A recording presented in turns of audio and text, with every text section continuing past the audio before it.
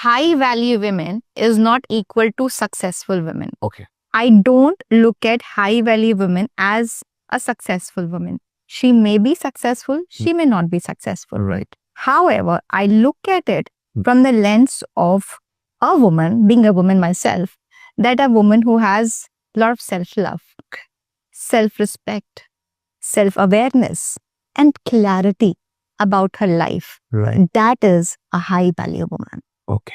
Okay. Self-love, self-respect, high values, and exactly self-awareness that you discussed about. Yes. But most of the times we see that, girls are dominated and girls are instructed that, okay, you can do this, you cannot do this, you're allowed to do this, you're not allowed to do this. Yeah.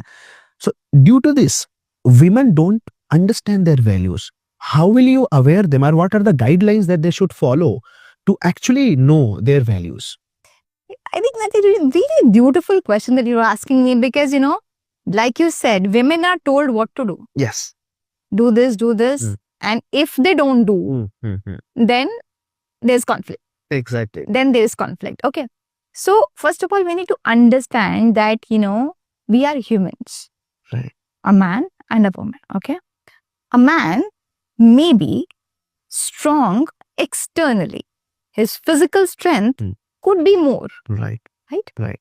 But is it possible that women are less than any man? No. Internally, from their brain, is it possible? Not. Like you see in today's age, women are pilots, women are, they're a doctor, they're doing everything. We have a president as a woman. President of India is a lady. Yes, yes. So our country is being led by a lady. And in our country, we say that, women should listen. So I think here all of us as humans, we need to understand, men and women both, that women do not need to be told what to do. Women can do it on their own.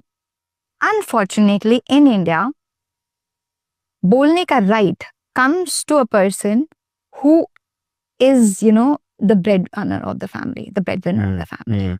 So if a lady is financially independent, she's taking care of family, she gets that right. And if she's not, she doesn't have it. That's quite unfortunate. A woman may not be working because she's working at home. Ghar par kaam karna is also kaam.